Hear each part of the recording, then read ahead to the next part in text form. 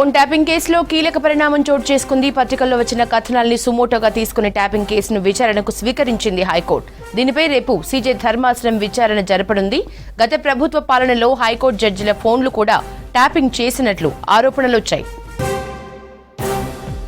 Details Dhanraj అందిస్తారు. Dhanraj, phone tapping case updates ఏంటి? Yashoda, phone tapping case వ్యవహారంలో కీలకమైనటువంటి పరిణామం చోటు చేసుకుంది.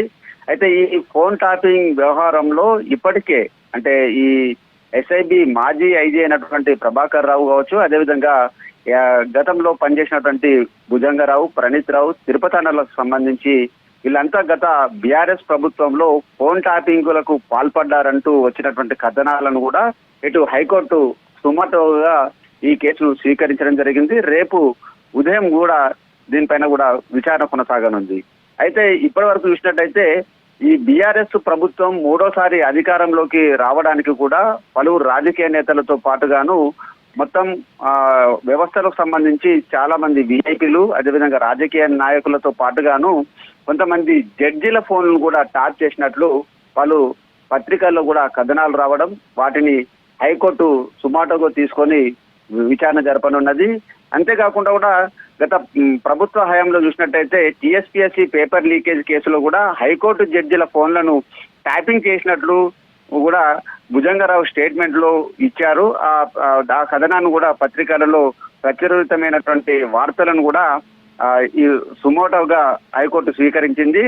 మొత్తం మీద చూసినట్టయితే గత బీఆర్ఎస్ ప్రభుత్వంలో జరిగినటువంటి ఫోన్ ట్యాపింగ్ లో ఈ ప్రణీత్ రావు కావచ్చు, భుజంగరావు, తిరుపతి అన్నలు మొత్తం వాళ్ళ స్టేట్మెంట్లలో ప్రభుత్వం సంబంధించి ఎవరెవరి ఫోన్లను ఏ రకంగా ట్యాప్ చేశాము, గత బీఆర్ఎస్ ప్రభుత్వానికి వ్యతిరేకంగా ఉన్నటువంటి ప్రతిపక్షాలకు సంబంధించినటువంటి రాజకీయ నాయకులను, అదేవిధంగా కొంతమంది విఐపీలతో పాటుగాను జడ్జిల ఫోన్లను, అదేవిధంగా అడ్వకేట్ల ఫోన్లను, విఐపీలు మొత్తం వ్యాపారస్తుల ఫోన్లను కూడా వీళ్ళంతా ట్యాప్ చేసినట్టు పూసగుచ్చినట్లుగాను చెప్పడం, వారి స్టేట్మెంట్ ఆధారంగా పలు పత్రికలంతా కూడా వార్తా కథనాలను కూడా ప్రచురించింది. ఆ ప్రచురించినటువంటి కథనాలను హైకోర్టు సుమోటోగా తీసుకొని ఈ కేసు రేపు విచారణ కొనసాగించనున్నది. మొత్తం మీద ఈ పరిణామాలు చూసినట్టయితే కూడా మొత్తం ఈ వ్యవహారం అంతా ఓ వైపున పొలిటికల్ పరంగా కూడా పెద్ద ఎత్తున రాజకీయ పరమైనటువంటి చర్చ కొనసాగుతుంది.